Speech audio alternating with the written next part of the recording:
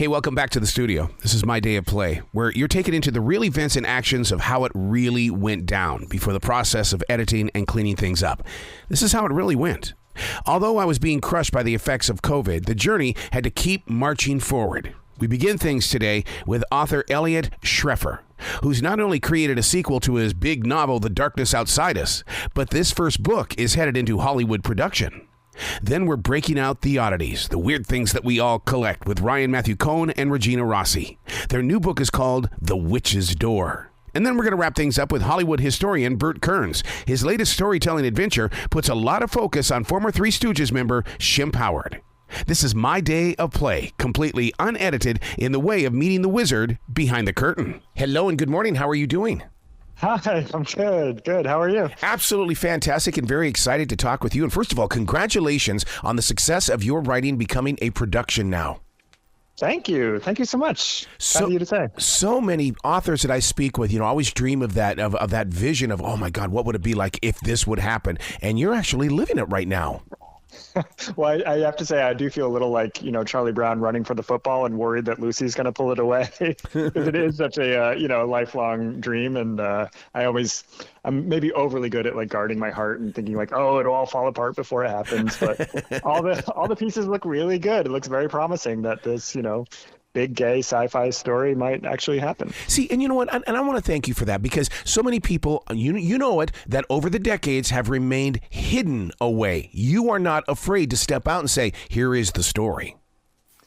Yeah, it felt very important to me. I think, I grew up loving science fiction. The idea of, I watched 2001 many times, and then when I found out there was a novel, I read it, cover to cover, and there's a way in which science fiction always felt either like a kind of like sexless world or a straight world. And there wasn't, a chance to see like sort of a diversity of identities represented there. So it was very much on my mind. Writing Darkness Outside Us was how to kind of broaden what we think about when we think about science fiction, as far as, having a lot of like sort of emotional content to it, but also, LGBT identities as well.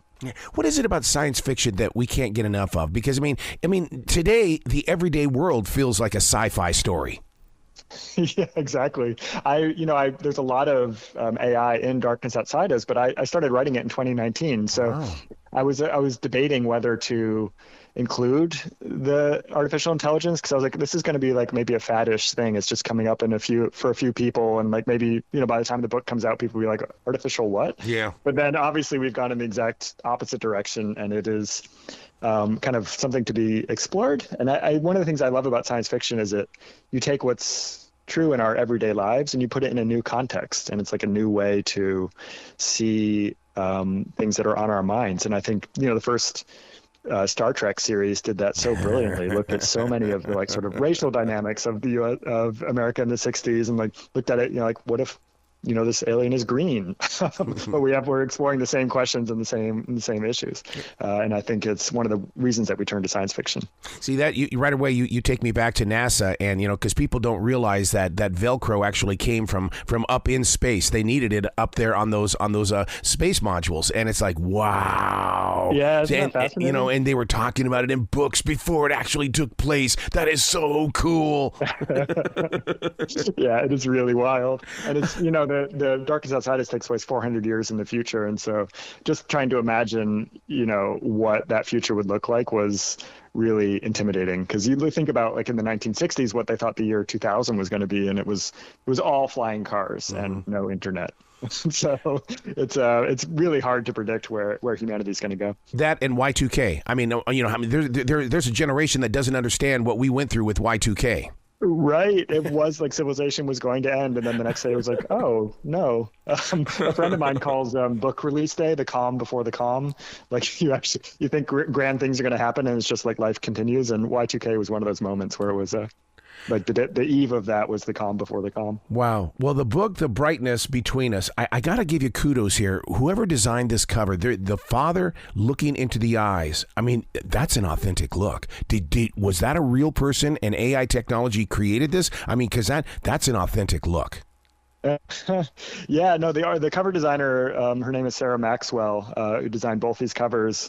And I don't know where she finds her inspirations for the characters, but they are or just from her own mind. But Wow. they are very, very sort of compelling and absurdly handsome characters on the front. Well, you're right so about she knows that. what she's doing. Oh yeah. I mean, to me, it's exactly what I think somebody is going to look at this book cover and go, I know that look, or I would love to one day receive that look.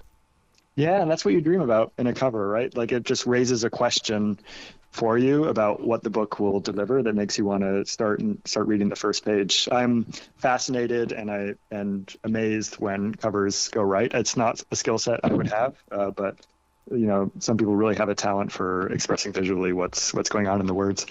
One of the things that you cover inside this, in fact, you do this a lot. You're so good at this. You ask a lot of questions, and it actually creates questions in our own heart.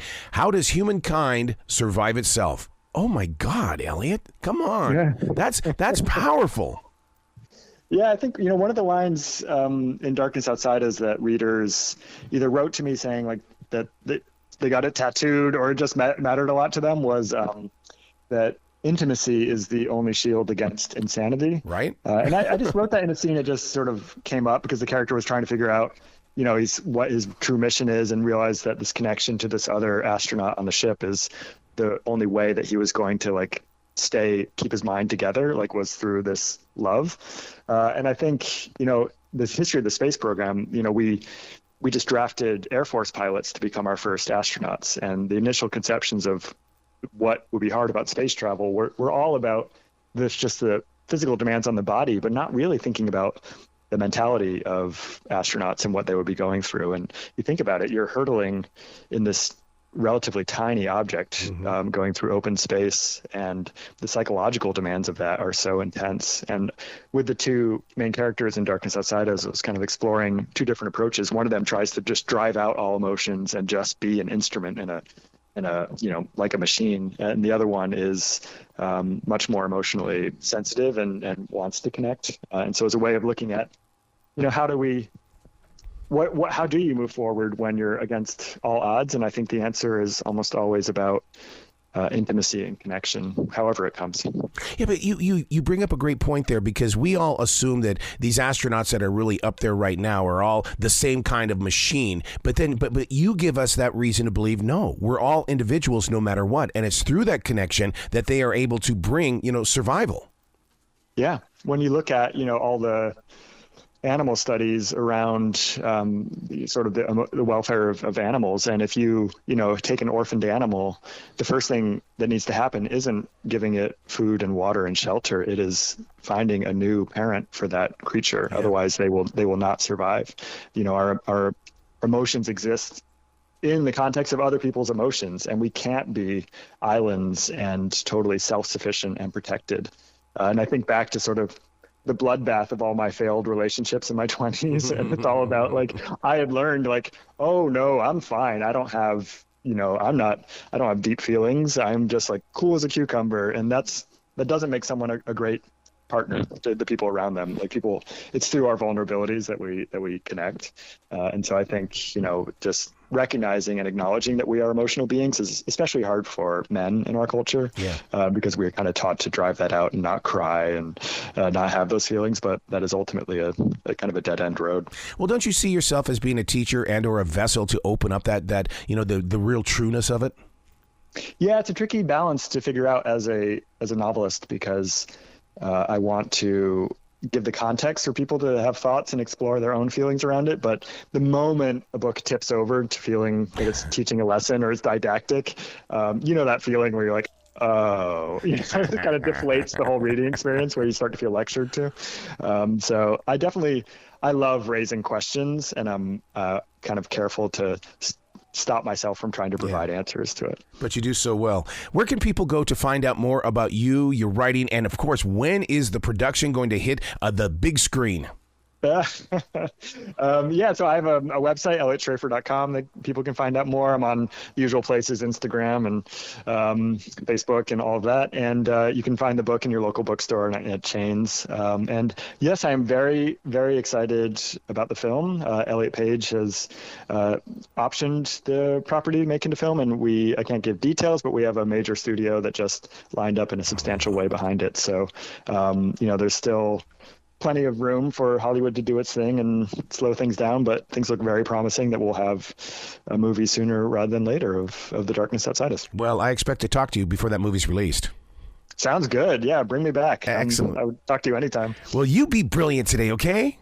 Thank you so much. I really appreciate this, Arrow. This is great. Thank you. We all collect weird things. Ryan and Regina, they've got shrunken heads. They're up next. Hello and good morning, you guys.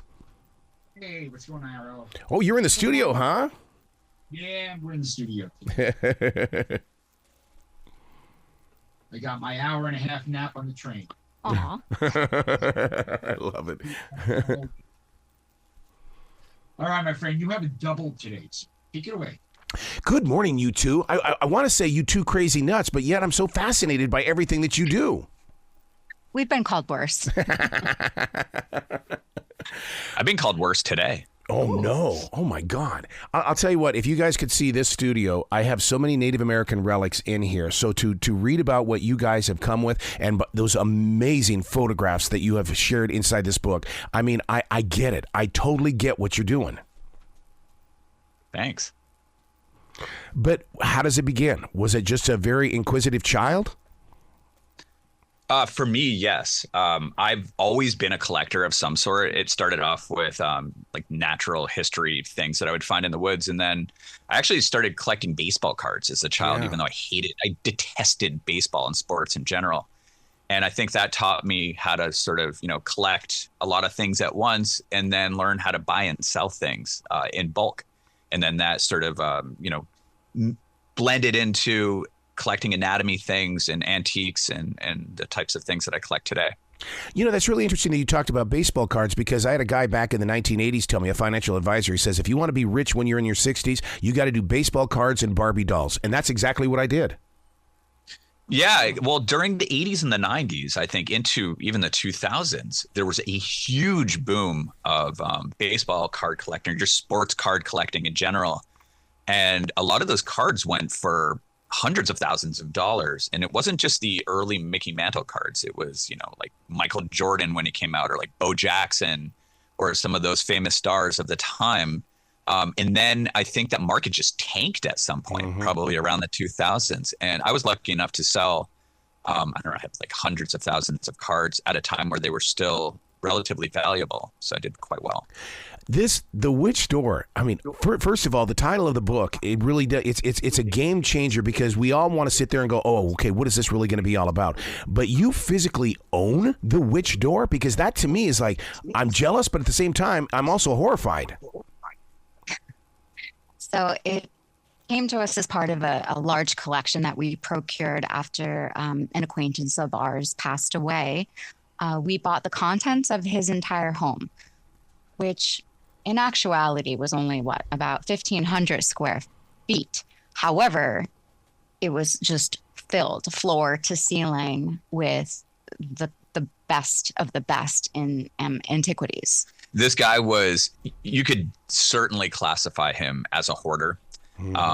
But he hoarded, not like tin cans and thimbles. It was like some of the rarest antiques, especially in our genre, that money can buy. But he did just that. He would just collect things, throw them into his house, and then keep collecting. So there was never any real lull. He was just always out in the field procuring objects. He never really had any way to display them, because he lived in I think it was a 3rd-story walk-up in Brooklyn. And unfortunately, he never really got to truly enjoy his collection, because he was always just trying to find the next thing. See, once again, I'm not going to be the only one here that's going to relate with everything that you're saying inside this book and what you're saying now, because if you could see my Kiss collection, everything from Gene Simmons, I mean, it's all in boxes, and I know that somebody after I pass is going to come in and go, so what's this? What is this crap? And yet you don't want to get rid of any of it, because it holds some special story probably to you, how you, got each piece that goes into that collection. When I look at my collection as a whole, yes, we have thousands of objects, but it sort of creates this entire narrative, or it's sort of this like work of art. All these little pieces make up this masterpiece. And so if you're to take away certain elements of it, it doesn't really make sense anymore. So it's hard often for, especially obsessive collectors, to part with items. You know, one of the scariest things inside your book is when you walked into Nick's apartment and you saw what you did. I mean, I mean, the way that you describe it in words is we've all been there. We've all seen something like that. Well, if you watch the show Hoarders, you know, sometimes people, you know, will collect cats, physical cats, or they'll collect newspapers and trash. But there are other collectors who just feel the need to collect. And that was Nick to a T. And we had no idea just how many things he had amassed over the years. I had been up there a couple of times. I don't think you had, Regina. No, he didn't really allow too many people to enter his home. And obviously, I understood why once I saw it. You know, I'm with Hoarders this week because we're gonna have a conversation, and in my notes I'm talking about you guys because I want him to know about you guys and what you're doing with this book and stuff, because it's amazing how what you're doing with your collecting and Hoarders, it really is a connection. It is a connection, and if there was something that I was blessed with or given in my life is passion. And I have such a deep passion for collecting and collecting the types of items that I do, that it's what keeps me going. And I wake up every day saying like, oh God, I can't wait to learn about something else, because that's what it's all about. It's, learning about history. It's researching an object. And it's really like poking to see why it is, what it is, and where it came from. See, I often wonder if that's not an addiction. And the reason why is because when Michael Jordan played for the Birmingham Barons and there were 26 baseball cards out there, I had to have them. And I do. But they're all put away. They're locked up in a safe because I don't want anybody else to even look at them. I think it's an addiction. I mean, just last weekend, we visited a well-known collector at his home. Well, actually, he had multiple properties. And I never saw anything like that. I mean, it bordered on a hoarder situation. I'm absolutely fascinated with it. And I grew up, I think, admiring hoarders sort of from a distance. We would go to like yard sales and stuff. And occasionally you would go into a house where someone had passed away. Yep. And you could rummage through their items. And there was a lot of hoarders, I think, growing up. And so I started to witness that at an early age. And I don't know that we would consider ourselves hoarders. Mm-hmm. I think we're just avid collectors. And, you know, we're both willing to part with many aspects of the collection. But, you know, I think there will come a day. Yeah. I don't know when that day is going to be, but there will come a day where we, you know, decide to let the collection go and kind of move on with our lives and see what the next step is going to be. Well, I don't know how I'm going to feel then. 4 years ago, my wife and I set out on a journey to do this thing called a Swedish death cleaning. And the thing is, it was very easy in the very beginning, but when the items became personal, all of a sudden it was we set the whole entire process aside. But we got to get back to it. You got to get rid of the stuff, dude.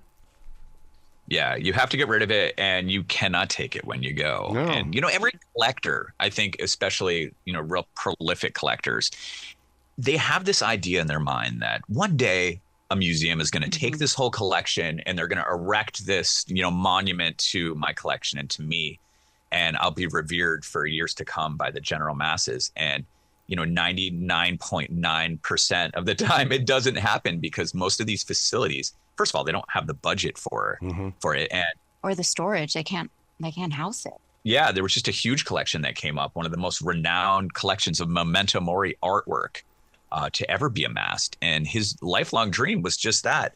He spent something like 8 million, maybe 10 million on the whole collection. There was like 3,000 objects, and he wanted to donate it to a museum, and no one could take it because it was either everything or nothing, and nobody could facilitate it. The name of the book we're talking about is Which Door? I got to tell you, what the pictures. Did you put the pictures first ahead of each chapter so that we would sit there and stare in it and try to write our own story before we jumped into the story that you write? I think we just highlighted maybe one of the best pieces from individual chapters, which was almost impossible, even just choosing which items were going to be photographed. I mean, the shrinking heads. I mean, we're living in the Beetlejuice moment again, and I thought that was such a joke that there's no such thing. No, you guys feature it in your book. Mm-hmm. We featured it because it's one of those aspects of collecting that's existed since the 19th century, and it's a practice that is probably not done today. But it was one that was running rampant during the 19th century into the early part of the 20th century. And it was such a craze for the Europeans that were coming and, gathering shrunken heads for their cabinets of curiosity, that there started to become these rogue doctors that were making these taxidermied human cadaver heads, and offering them up to anyone that would purchase them. And there's still a lot of them that exist. And I've seen them in museums before. And I don't even know if they necessarily know what their lineage is. They just say, oh, cool, it's a shrunken head. It sells tickets. Yeah, but you know what, though? You give a warning to the readers, though, that there's a lot of fake ones out there. Mm-hmm. Indeed. There's totally fake ones that are made out of plastic, and then there's others that are made out of goat skin, and then there's monkey shrunken heads and other such things. But if you're going to get a genuine one, it's going to be extremely hard to find and expensive. Yeah. See, that's the way I feel about collecting Native American artwork, is the fact that there's so much candy out there that we got to get out of the store, and we need to get into the authenticity of it. Mm-hmm. Sure. Yeah. So what do you do when you come across a turtle shell on a path? I pick it up, I take it home. You've got to be one and the same. When we're out just walking around, occasionally we'll find a feather on the ground, or Nice. I'll find a cool looking stick, what have you. And, I love adding things like that don't have any real value to them other than, beautiful aesthetics. But we have a lot of natural history related items that just sort of trickle into the collection, and they seem like they make sense. One of the things that you put a lot of focus on also is wax antiques. I mean, that's interesting, because you always think of wax being in a museum somewhere in Los Angeles, but I mean, it's how long does wax last when those little snow globes don't keep the water forever? Well, actually, the process of creating wax models was created because at the time, during the 18th and 19th century, the cadavers were very scarce. And so doctors and anatomists were working very closely together to try to come up with a way that they could preserve the body for years to come.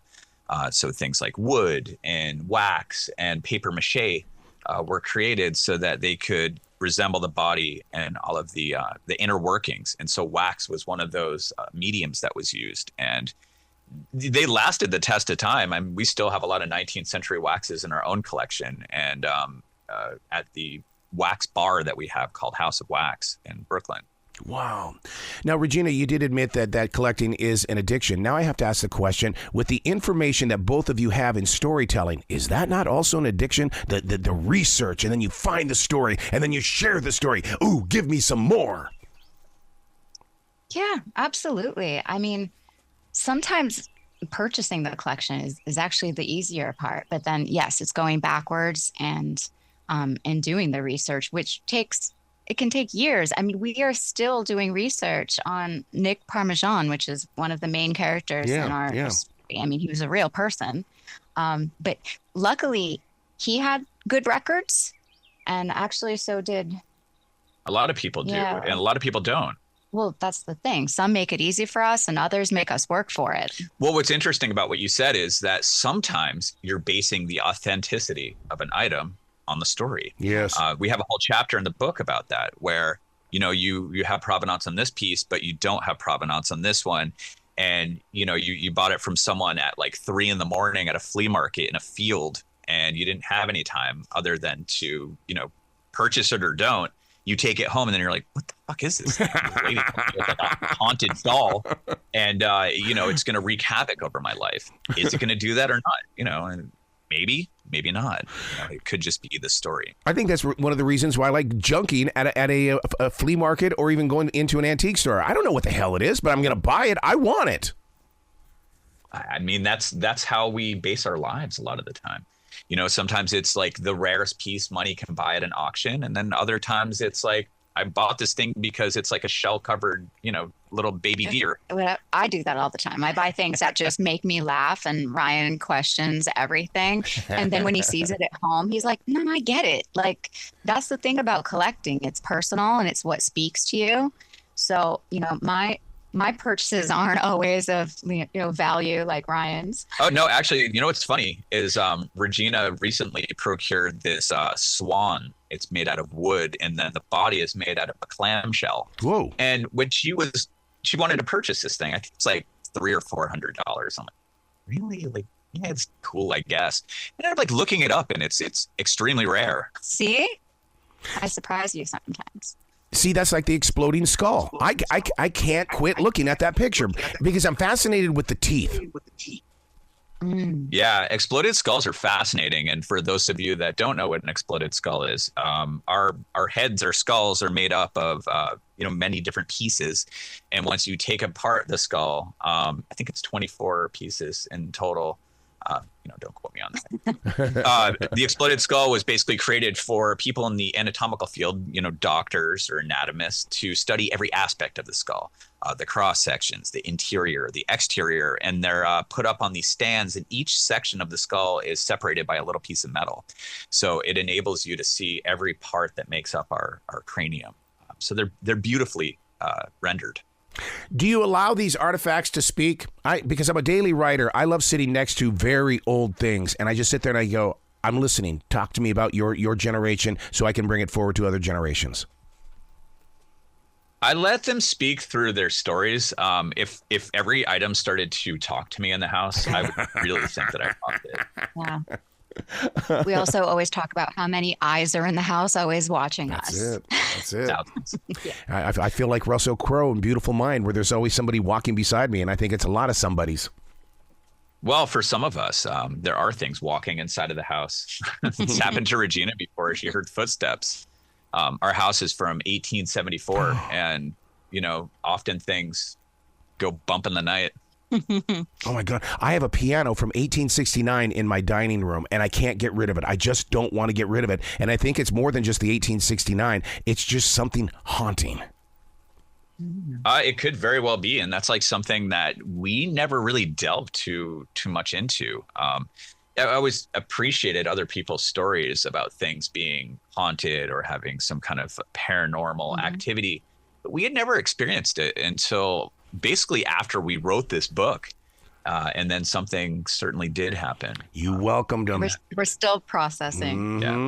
You opened the gate, guys. You really did. Well, I asked for it. I think I end one of the chapters in this book by saying, "Hey, ghosts, haunt me." I literally was like, God. "Come get me," not knowing that they were listening. Yeah, someone was listening. Some spirit. So where can people go to find out more about what you guys are doing, and especially about Witch Door? You can purchase The Witch's Door, Oddities and Tales from the Esoteric to the Extreme, written by Ryan Matthew Cohn and Regina M. Rossi, at your favorite book retailer. You can also get the book on Amazon. Any TV show you guys booked for? Because, you guys would make such great storytellers on Netflix. Yeah, why is that not happening? To all of you producers listening out there, we are just ripe for the picking, my God. You are. You really are. Well, please come back to this show anytime in the future. The door is always going to be open for you. Thank you, Arrow. Witch's Door. Will you let anybody touch that door? Or is it just your... seriously, I would love to just sit in that room and just touch that door. For a small fee, you too can touch Witch's Door. On display at all our upcoming events. Will you guys be brilliant today, okay? Thank you so much. Thank you. Even today, the Three Stooges are magical with their performances. And did you know when they hit each other, it wasn't a stunt. It was physical. We're talking with Burt Kearns next. Oh, great. Back with Arrow. Cool. Hey, Funky Fresh. Hey, what's going on? How are you feeling? Much better. It's one of those things where you just take it one step at a time. That's true. That's very true. And then let's throw a hurricane in on it as well. So, Exactly. Exactly. Well, I'm glad that you're good. I'm glad that you're still standing and not drowning. And here's some laughs. Burt, make them laugh. Good morning, Burt. How are you doing today? Arrow, great to be talking with you again. Man, your storytelling, dude, I'm so attracted to it because you dig beneath the surface of what we think we know, and then you give us something that we now know, and it's like, oh my God, what a conversation starter. Most definitely. This project, originally began because no one had written a book about Shemp Howard at the time we started there. There were books about Moe, Howard, Curly, Larry Fine, even Joe Besser and Joe DeRita, who followed Shemp in later years, but nothing about Shemp. So that was a good way to start. I thought it was just going to be a simple biography project. But then just when I started to dig in, I found that of all the entertainment groups of the 20th century that still have a following today, there are really very few, if any, who have such a clouded history of misinformation as the Three Stooges. And it was a matter of, sorting out what was real, what's been written, that's true, what's not, what can be backed up by the facts. And it became quite a project. My dad used to, because I would always ask him about Shemp, and he would always say, there's not much out there. And I'd say, well, why isn't there much out there? And he'd say, stop trying to be a know-it-all. And it would say, what? No, I really wanted to know more about him because he was always that great mystery. That's the thing. The Three Stooges, again, three of them were brothers. There was Shemp. Mo was 2 years younger. Curly, whose name was Jerome, was 8 years younger than Shemp. When the group started, it was Mo and Shemp. They were in vaudeville. They did a blackface act. They ripped off material from a popular African-American vaudeville group, and they did a little blackface routine. They weren't very successful. Then they hooked up with a childhood friend of Mo's named Ted Healy. And Healy was a popular Broadway and vaudeville song and dance man, a comedian and singer. They were hired as his Stooges, which they didn't call them that at the time, but what they would do is Healy would be singing a song and somebody in the audience, one of the Stooges, would interrupt, come up on stage, they do a little comedy routine, which would end with Healy slapping the person in the face hard enough and loud enough so it could be heard in the back row of the theater. So it was from real? The beginning, yeah, it was real. From the beginning, Mo and Shemp were getting knocked all over the stage. Now, one of the problems with the history and the history telling is that most of the books about the Three Stooges, documentaries, are all done by people who are uber fans of the Stooges, part of the Stooges fan community. I gotta say, I'm not part of that group. I grew up with the Stooges. I loved them. I'm not putting anybody down to say that I sort of outgrew them, moved on from there. But the people that wrote these books based all their books on Mo's autobiography, what he wrote at the end of his life. He died before he finished it. His daughter finished it for him. Wow. And the problem was that Mo filled this book with a lot of self-aggrandizing misinformation, often at the expense of Shemp. Because when you look at it, in these years, Shemp was the star of the act. They ultimately quit Ted Healy, and Shemp ultimately quit the Stooges. Mo says because Shemp was afraid of Ted Healy. Mo said Shemp was a bedwetter and afraid of getting slapped by Ted Healy. But once you look into the facts, and once I went into the old trade papers and reporting at the time, you find out that Shemp was a star of the show. Yeah. And he demanded more money because he said, I'm basically Ted Healy's partner here. I want more money. And Ted Healy said, no, I pay you three guys a certain amount. If you want more money, change the split with your buddies there. And when they wouldn't do it, Shemp quit. And Shemp went on to a 12-year solo career in shorts and films alongside people like Jimmy Stewart, John Wayne, W.C. Fields, William Powell, Myrna Loy, Marlene Dietrich. Made 5 films with Abbott and Costello. Performed with the East Side Kids. Performed with Huntz Hall, who became his protege. Huntz Hall from the Bowery Boys says that he learned everything from Shemp.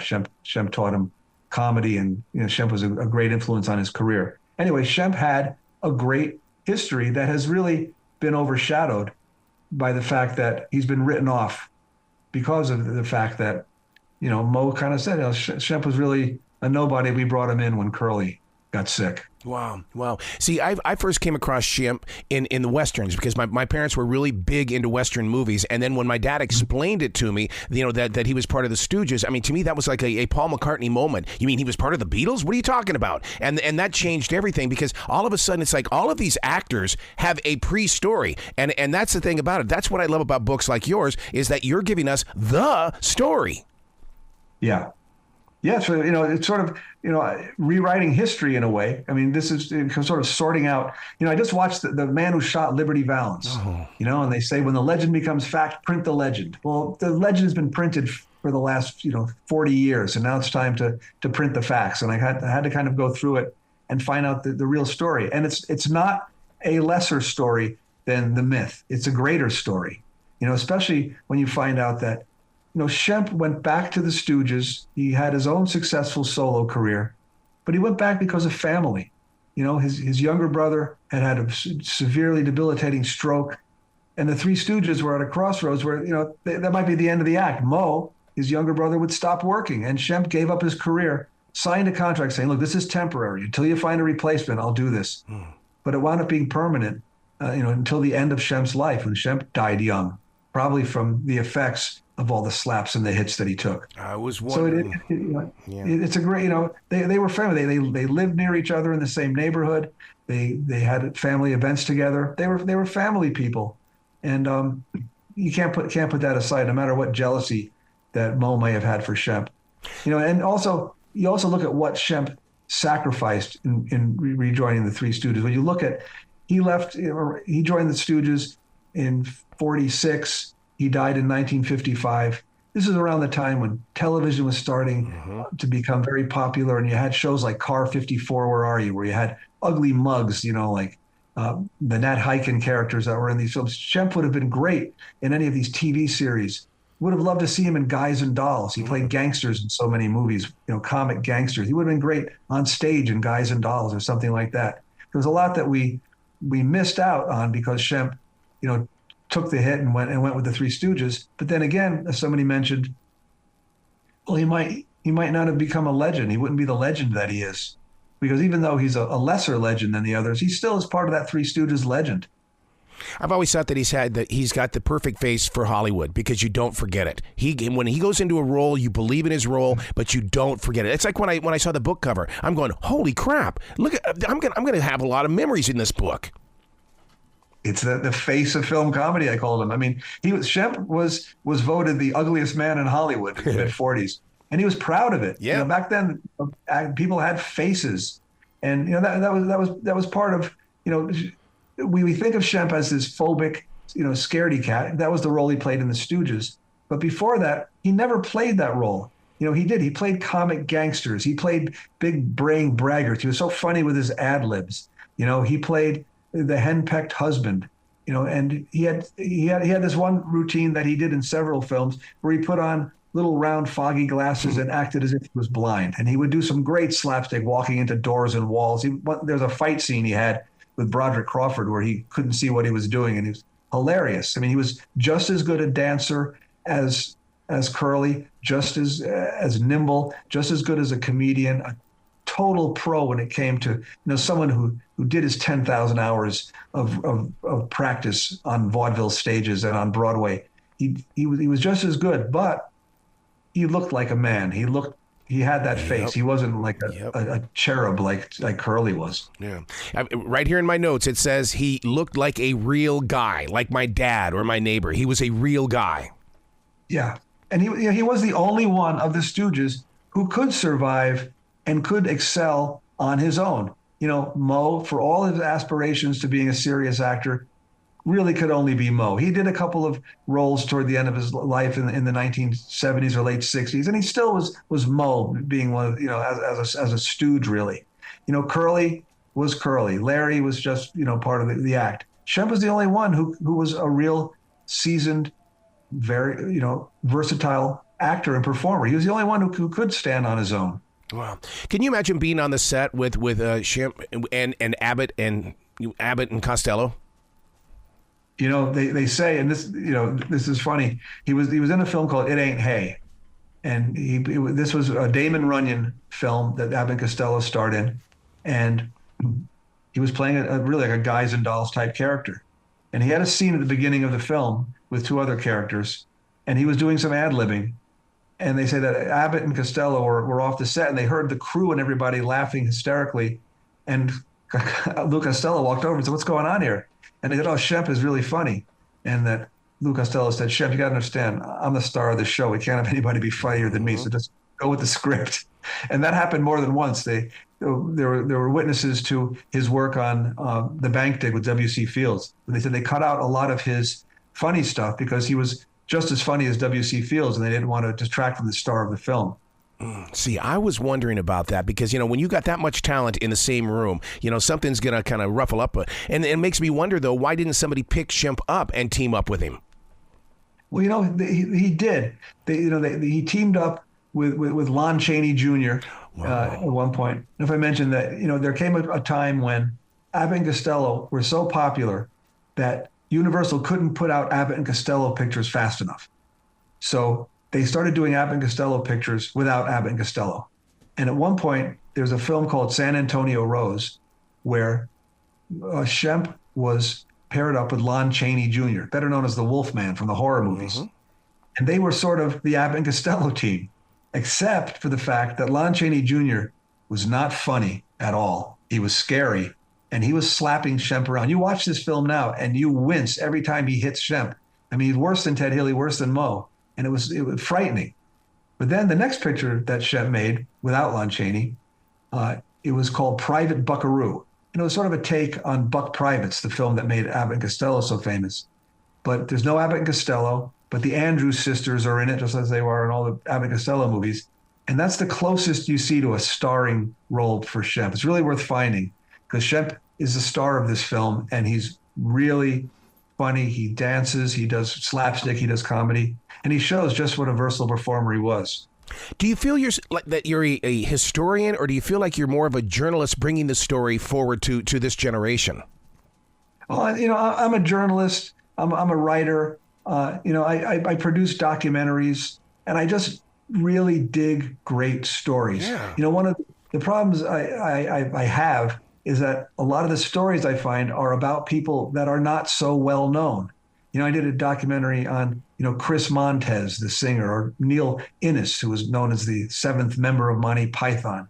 And, they have great stories. Somebody like Shemp has a great story. Now, luckily, with somebody like Shemp, you mentioned his name, and a young person working for a publisher will have at least heard of Shemp.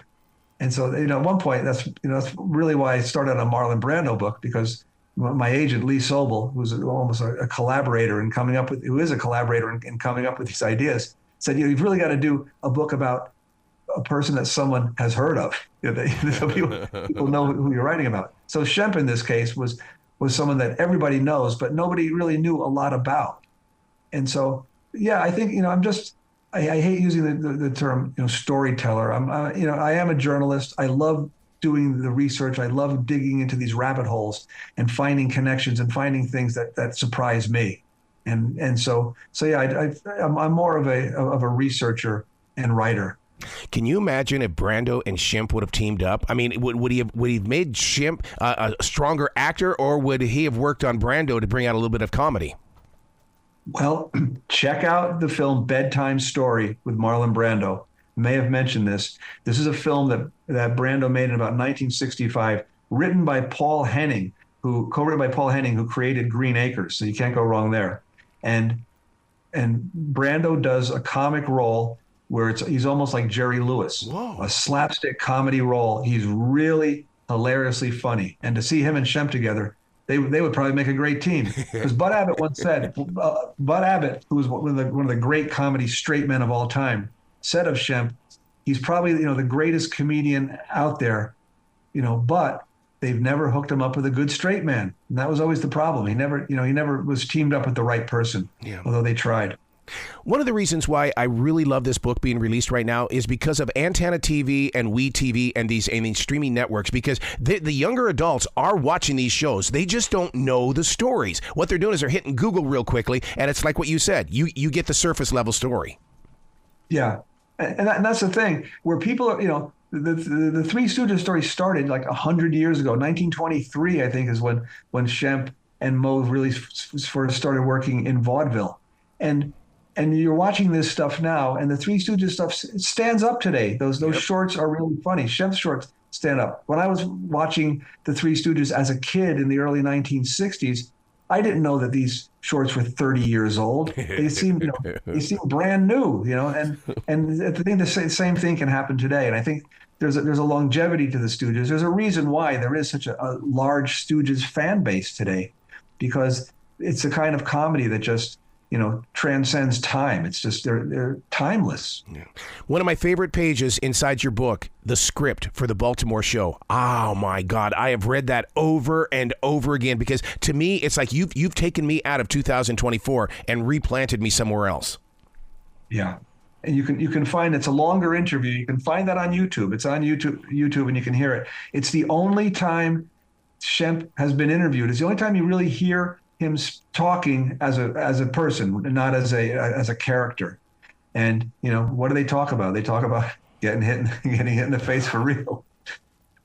See, that shocks me. I didn't realize that it was real because I mean they hit each other in football and pro wrestling. I guess they hit each other, but I just didn't expect the actors to be doing it. Yeah, it's funny. Moe's daughter, who co-wrote the book, who finished Moe's autobiography, also wrote a book about Curly. And in the book about Curly, she talks about standing off stage watching Curly as a child when she was young, watching the act. And she said she would wince every time Moe slapped Curly because you could see the spittle flying from Curly's mouth. And it really was really hard. And she said it was painful to watch. Nick Santamaria, who's a show business historian who wrote the quintessential book on Abbott and Costello, talked about, he told me that his father saw the Three Stooges live in the late 1940s. And he was like, wow, what must have been great? And he said, no, it was really hard to watch. Wow. Because the violence on this stage was real. There weren't sound effects, and they were hitting each other really hard. These guys were doing it as they got older. They said Larry Fine had calluses on the left side of his cheek and onto his neck. Now, some say it was because he played violin, but others say it's because that was where he kept getting hit all the time by Moe. Wow. What you've included in this book are interviews with fans, the filmmakers. I mean, you went 100% all the way around to make sure that everybody had a voice in this story. Yeah, you wanted to find, not just the people who were influenced by him. I mean, I have interviews and material from family members, et cetera, but even the family members, they're getting the story that their parents and grandparents wanted told. That's the thing. You had to like dig in and find, contemporaneous interviews, going back to the Columbia archives and finding interviews with the directors who worked with the Stooges. And, people came forward to me, a guy who wrote a great piece for a small comedy journal whose father had seen Shemp perform in the Brooklyn Navy Yards during a bond drive during World War II. And people that knew Shemp and talk about that. Shemp had this reputation as this phobic, scared of the world person. And that's really because that was his persona on screen. Yeah, Shemp had panic attacks. That's what I narrowed that down to. Shemp was a sensitive artist. But this thing where he was afraid of dogs, well, he had 2 dogs. Afraid of the water, well, he used to fish off the Santa Monica Pier all the time. And I have photos of him when he went deep sea fishing with the U.S. Navy, and he's holding his catch and didn't look any worse for wear and tear. Scared of flying? Well, a lot of people were scared of flying. People took trains back then. He had his fears, but he wasn't, I don't think he was this phobic scaredy cat that he's been characterized. And, it's a caricature of who Shemp really was. I mean, when Shemp moved to Hollywood, his brothers were already here working with the Three Stooges. He moved out in 1937. He opened a nightclub 2 blocks from his house. The other guys didn't open a what phobic person opens a nightclub and hangs out there every night and tries out his material on strangers? I mean, Shemp was a real, man's man. He was afraid of violence, yet his favorite sport was boxing. And what he would do was, he was well known at the fights in LA because he would sit ringside and he would emulate the fighters in the street. He would be punching along with the fighters from his seat. And then the cornermen would come and wave towels over him, to kind of entertain the crowd. But his daughter-in-law, who is still alive, says she remembered being invited to the fights with Shemp, and they sat ringside, and he handed out newspapers to everyone. And she said, why are we going to read the papers? He goes, no, that's to hold over your head when the blood starts flying. And it was like as if they were at a Gallagher show. And it was like, why, if he was so afraid of things, why would he be sitting there to be have blood rain down on him at his favorite sport? That's actually how Shemp died. He died after attending one of these boxing matches, a great prize fight.